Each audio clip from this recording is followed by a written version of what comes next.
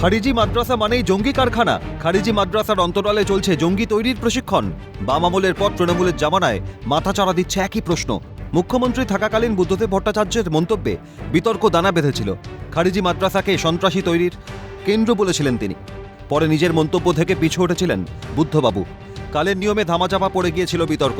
কিন্তু সম্প্রতি জঙ্গি কার্যকলাপে যুক্ত থাকার অভিযোগে মুর্শিদাবাদের হরিহরপাড়া থেকে আব্বাস আলীকে গ্রেফতার করা হয়। আব্বাস একটি খারিজি মাদ্রাসায় পড়াতেন। তারপরই ফের একবার প্রশ্নচিহ্ন খারিজি মাদ্রাসার গ্রহণযোগ্যতা নিয়ে। এবার এ নিয়ে ইঙ্গিতপূর্ণ মন্তব্য ডেবরার তৃণমূল বিধায়ক হুমায়ুন কবিরের। খারিজি মাদ্রাসা মানেই জঙ্গি তৈরির কারখানা এমনটা নয়, তবে খারিজি মাদ্রাসার পড়ুয়াদের সরলতাকে কাজে লাগায় জঙ্গি মডিউল। বহির্বিশ্বের সঙ্গে কোনো যোগাযোগ না থাকায় জঙ্গি সংগঠনগুলি এখানে পড়ুয়াদের ব্রেন ওয়াশের কাজ করে বলে অভিযোগ হুমায়ুনের।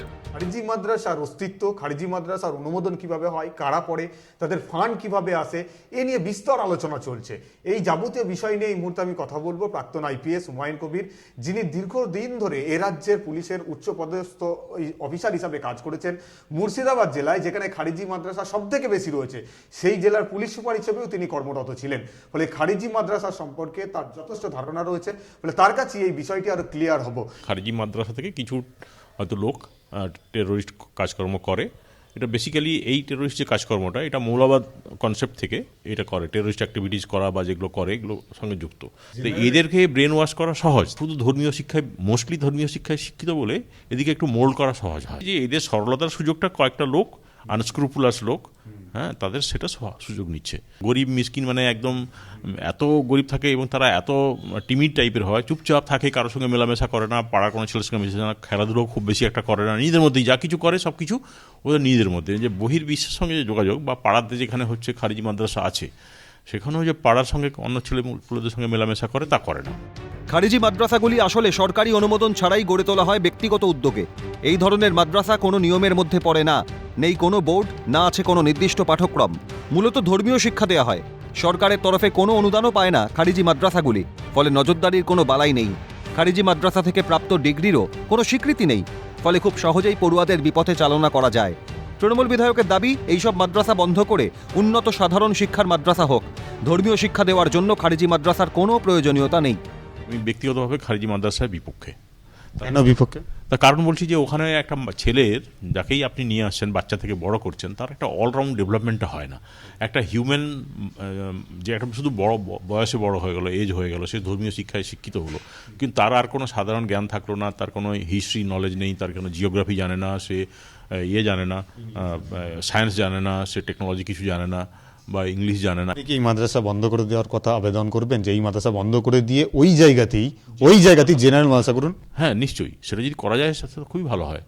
কারণ এত ছেলেপুলে রয়েছে, তাদেরকে যদি নিয়ে গিয়ে জেনারেল মাদ্রাসায় ভর্তি, যেটা মাদ্রাসা, সে তো মাদ্রাসা যেটা গভর্নমেন্ট এডেড মাদ্রাসা যে সমস্ত আছে, সেই মাদ্রাসায় পড়া ডেফিনেটলি বেটার। হুমায়ুনের মন্তব্যে সমালোচনা করেছেন রবেতা বোর্ডের মুফতি আব্দুস সালাম। তিনি বলেন, জন্ম থেকে মৃত্যু পর্যন্ত ইমামদের প্রয়োজন। ধর্মীয় শিক্ষার প্রয়োজনীয়তা নিয়ে কিভাবে প্রশ্ন তুলছেন তিনি।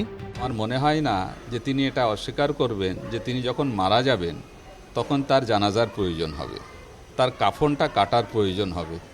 জানাজার নামাজ পড়াতে গেলে হুমায়ুন কবির সাহেবের যেখান থেকে ডিগ্রি অর্জন করেছেন তারা এসে পড়াবেন না। তো হুমায়ুন কবির সাহেবকে এটা জানা থাকা উচিত যে অন্ততপক্ষে তার জীবনে যেদিন সে জন্মগ্রহণ করেছিল সেদিনও একজন মাদ্রাসায় থেকে স্কলারের প্রয়োজন পড়েছিল, আজান দিতে হয়েছিল তার কানে, হ্যাঁ। আর যেদিন তিনি এই পৃথিবী ত্যাগ করবেন সেদিনও একদিন মৌলানা সাহেবের প্রয়োজন পড়বে। তৃণমূল বিধায়কের মন্তব্যকে অবশ্য সাধুবাদ জানিয়েছেন বিরোধীরা। মাদ্রাসা জঙ্গি তৈরির কারখানা আজকে থেকে নয়। এই সিপিএম এর আমলে বুদ্ধদেব বাবু একই কথা বলেছিলেন। হ্যাঁ, অতএব খারেজি বা অন্য মাদ্রাসা কোনোটাই আলাদা নয়।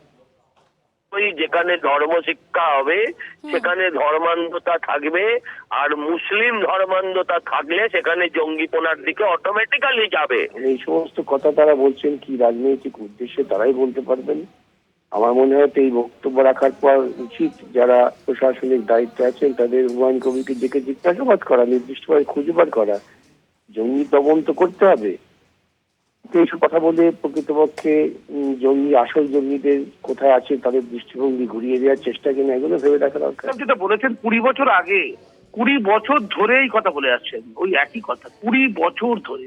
উনি এখন বলছেন, আমি 20 বছর আগে থেকে বলছি, আমার সম্পর্ক থাকে না, আদৌ পৃথিবীর সঙ্গে কোনো জানকারি থাকে না, ওরা পৃথিবীর উন্নয়নের সাথে বোঝে না কিছু, ওরা অবগত হয় না, ফলস্বরূপ ওদেরকে মিসগাইড করা যায়। জঙ্গি কার্যকলাপের জন্য বাংলার মাটি যেন ক্রমশই শক্ত ঘাঁটি হয়ে উঠছে। শাসক দলের বিধায়ক তথা প্রাক্তন আইপিএস এর মন্তব্যে প্রশ্নের মুখে বাংলার নিরাপত্তা। খারিজি মাদ্রাসার অন্তরালে কি চলছে খতিয়ে দেখতে এবার কি উদ্যোগী হবে প্রশাসন? ক্যামেরায় সঞ্জীব চক্রবর্তীর সঙ্গে মফিজুল ইসলাম, ক্যালকাটা নিউজ, কলকাতা।